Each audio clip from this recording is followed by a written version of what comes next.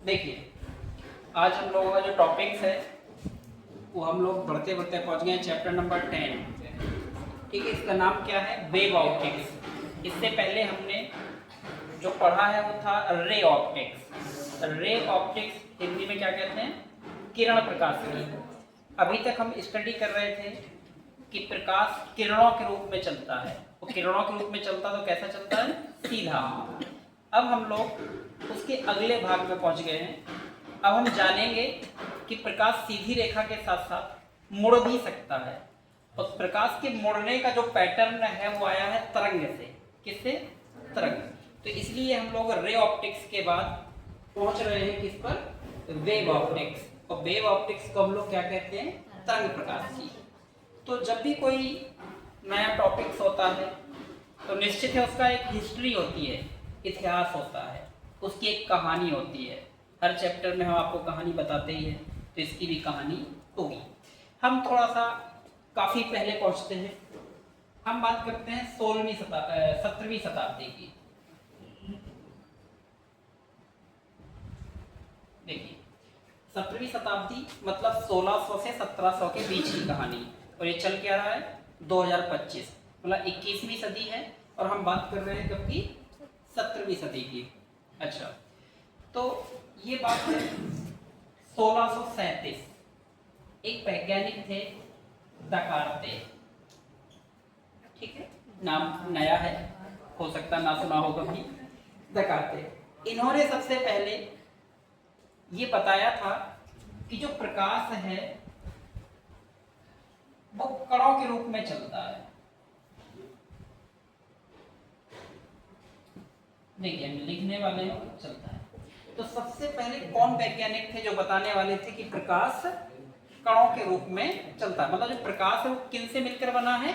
बहुत ही छोटे छोटे छोटे छोटे पार्टिकल्स, कणों से मिलकर बना है। ठीक है, इसके बाद आपके एक महान वैज्ञानिक उसी दौर के, न्यूटन। सबने नाम सुना है, हर जगह छाए रहते हैं, न्यूटन। तो न्यूटन ने क्या किया? दकार्ते की थ्योरी को काफ़ी ज़्यादा एग्जामिन किया, उसको स्टडी किया।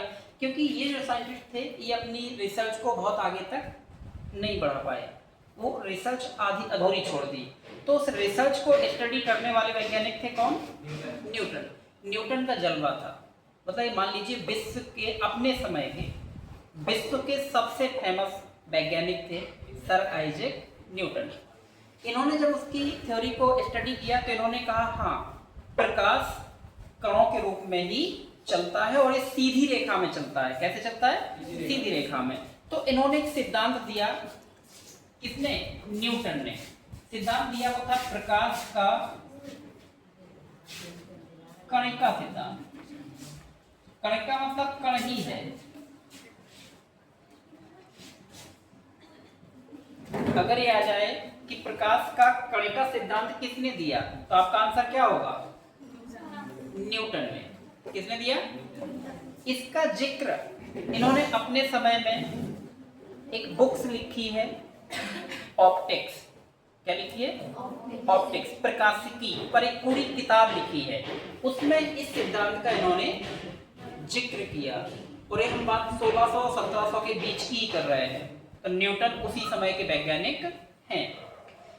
अब चूंकि इन्होंने प्रकाश के कण सिद्धांत के आधार पर उसका परावर्तन दिखाया, जो आप पिछले चैप्टर में आप प्रकाश का परावर्तन पढ़े हो, इन्हीं के आधार पर है।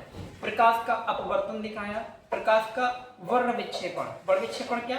7 रंगों में बंटना, प्रिज्म द्वारा देखा था ना। तो इन्होंने क्या क्या समझाया कि प्रकाश कणों के रूप में चलता है, सीधा चलता है, जिसको हम तरंग को सीधी रेखा कहते हैं, सरल रेखा कहते हैं।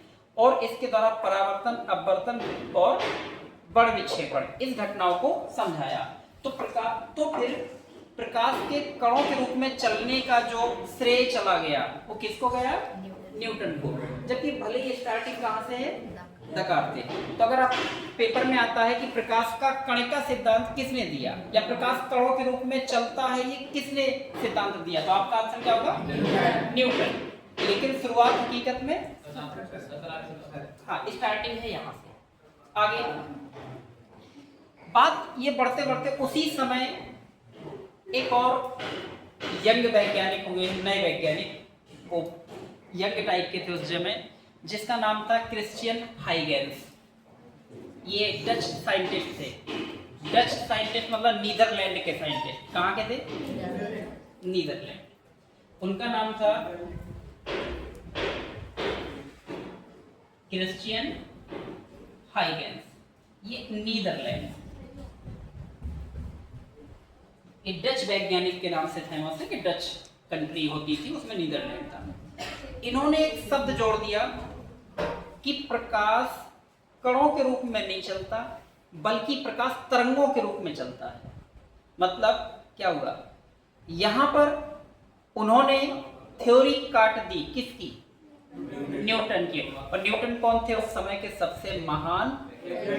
एक नया लड़का आके कहे किसी सीनियर साइंटिस्ट से कि आपकी थ्योरी गलत है, और जो मैं बता रहा हूं वो सही है। और हाइगेंस ने अपने सिद्धांत के आधार पर कि प्रकाश तरंगों के रूप में चलता है, परावर्तन की व्याख्या की, अपवर्तन की व्याख्या की, वर्ण विक्षेपण की व्याख्या की, लेकिन प्रभाव सबसे ज्यादा किसका था? न्यूटन का। तो जब हाइगेंस से पूछा कि ये बताओ, जैसे प्रकाश तरंगों के रूप में चलता है और प्रकाश मुड़ जाता है, उनका कहने का मतलब था कि प्रकाश तरंगों के रूप में चलेगा तो मुड़ेगा, ठीक है। तो उन्होंने कहा कि ठीक है, ये सूरज निकला हुआ है, बीच में दीवार आ गई है, तो फिर वो प्रकाश दीवार के पीछे से आके उजेला कर दे, क्योंकि मुड़ना है ना। जैसे यहाँ से प्रकाश आया, अवरोध आ गया, तो यहाँ से जाके वो ऐसे आ जाए। तो ऐसे क्यों नहीं आ रहा? तो जब ये बात कही तो बाकी लोग हाइगेंस पर हंसने लगे, क्योंकि ये प्रश्न किसने पूछा था? न्यूटन ने, और न्यूटन का प्रभाव सबसे ज्यादा था। समझ आ रही बात हमारी? अच्छा ठीक है, तो किसकी बात नहीं मानी गई? हाइगेंस की। और मानी किसको गई? न्यूटन की, क्योंकि न्यूटन उस समय के सबसे महान वैज्ञानिक थे। आगे बताते हैं, हाइगेंस ने क्यों कहा कि प्रकाश तरंगों के रूप में चलता है। तो मान लीजिए कि ऐसा कहा जाता है कि वो टहलने निकले, झील के किनारे जा रहे थे। कहाँ पर? झील। अमूमन ये होगा कि जब पानी के पास होते हो तो कुछ ना कुछ हरकत हो ही जाती है। पत्थर उठाया और फेंक दिया, ऐसा करने लगते तुम लोग भी? झील के किनारे पत्थर लिया, ऐसे चलाने लगे, ऐसे फेंकने लगे, कुछ नहीं तो बैठे बैठे कंकड़ी फेंकने लगे। इसी को देखकर शायद एक गाना बना था। कौन सा गाना बना था? याद आया कुछ? ठहरे हुए पानी में कंकड़ ना मार, डेड डेड डेड। ठीक है ठीक है, वो अच्छी बात है। तो वो पानी जो झील का था, शांत था, उसमें जब उन्होंने पत्थर फेंका, तो कभी तुम लोगों ने पत्थर फेंका पानी वानी में? क्या होता है, जहां पर, हाँ, जहां पर पत्थर गिरता है वहां गड्ढा सा हो जाता है, और इस प्रकार से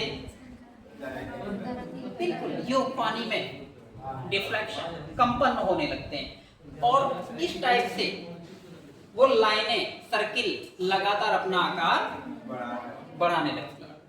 तो इनको क्या कहा था? जल की सतह पर बनने वाली तरंगे। जल की सतह पर क्या वो कर रही हैं? तरंगे बन रही हैं। ऐसे ही किसने? हाइगेंस ने सोचा कि जिस प्रकार से पत्थर फेंकने से पानी की सतह पर तरंगे सर्किल के रूप में बन रही हैं, ऐसा ही ये जो प्रकाश है, जब ये चल रहा होगा, जब ये निकल रहा होगा किसी स्रोत से, तो माध्यम के कण इसी प्रकार से उसमें सर्किल, तरंगों के रूप में चल रहे होंगे। जैसे जल की सतह पर तरंगों का पैटर्न है, ऐसे ही यहाँ पर माध्यम में भी तरंगों का पैटर्न होगा।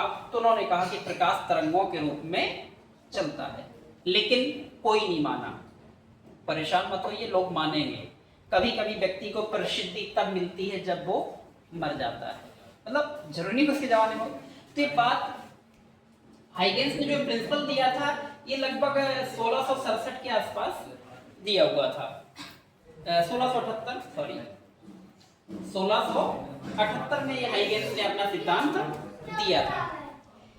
अब बात ये दब गई कि प्रकाश तरंगों के रूप में चलता है। बात यही है कि प्रकाश कणों के रूप में चलता है, मतलब सीधी रेखा में चलता है। बात पहुंच गई 1801। देखिए, जब भले ही किसी ने कोई सिद्धांत दिया हो, भले ही उसके सिद्धांत को मान्यता ना मिले, भले ही मान्यता संजय दत्त को मिले, वो एक अलग मैटर है, नहीं समझे? संजय दत्त की पत्नी का नाम मान्यता दत्त है, ठीक है, तो वो मान्यता कह गए। हाँ ठीक है ठीक है चलिए यहाँ देखिए, हाँ, तो हाइगेंस के सिद्धांत को भले ये मान्यता नहीं मिली, लेकिन ये बात सुनिए, वो एक टॉपिक ऐसी कहा हमने, बात पहुंच गई 1801 में एक वैज्ञानिक आते हैं, यंग, पूरा नाम है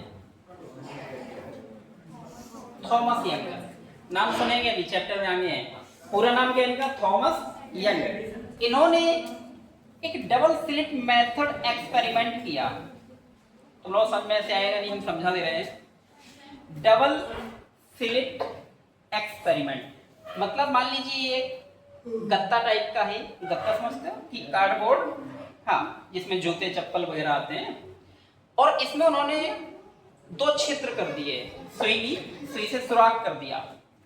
तो अब यहाँ पर एक प्रकाश स्रोत रख दिया, मोमबत्ती जला दी या बल्ब लगा दिया। अब इससे जो प्रकाश चला वो किससे निकलेगा, इससे और इससे। जब ये प्रकाश आगे चलता है तो ये मिलता है, अगर ये किरणों के रूप में चलता तो क्या ये प्रकाश मिलता, नहीं मिलता। लेकिन आगे चल के प्रकाश मिलता है, और प्रकाश के मिलने से जो पैटर्न बनता है वो बनता है एकदम जेब्रा क्रॉसिंग की तरह। अब कहोगे जेब्रा क्रॉसिंग क्या है, ये देखे हो कभी इस रोड पे, white and black, black and white, ये पट्टियां। हाँ, तो हुआ क्या कि इस पैटर्न को देखा गया, तो जो प्रकाश था brightness darkness brightness darkness brightness, मतलब कुछ पट्टियां मिली, चमकीली काली चमकीली काली। ऐसा कब होता है, ऐसी तो तरंगें होती हैं, जब पानी की सतह पर तरंग चलती तो कैसे होता है, उसका एक भाग उठता है, दूसरा गिरता है, उठता है, गिरता है, उठता है और गिरता है। ये जो सर्किल आप देख रहे हो, ये उठे हुए भाग हैं, खाली गिरा हुआ भाग है, फिर उठे हुए part, down up down up down. बिल्कुल आपने चित्र देखा होगा टीवियों में, कभी समुद्र की लहरें देखी कभी टीवी में, कैसे लगती है, यूं पानी उठता है, डाउन होता है, उठता है, डाउन होता है, ऐसा पैटर्न देखे हो कभी। हाँ, तो अब वही है, जो उठता है वो ब्राइटनेस, डाउन हुआ डार्कनेस, ब्राइट एंड डार्क। तो जिस प्रकार से पानी की सतह पर मैक्सिमा मिनिमा उच्चतम निम्नतम हिंदी में कहते हैं मिलता है, उसी प्रकार से इसमें जो प्रकाश जब आगे गया तो इसमें भी ब्राइटनेस डार्कनेस। लेकिन इससे जो बल्ब से प्रकाश निकल रहा है यहाँ पर, क्या तुम्हें लग रहा है कि प्रकाश चमकीला हो रहा, काला हो रहा, नहीं समझ में आ रहा।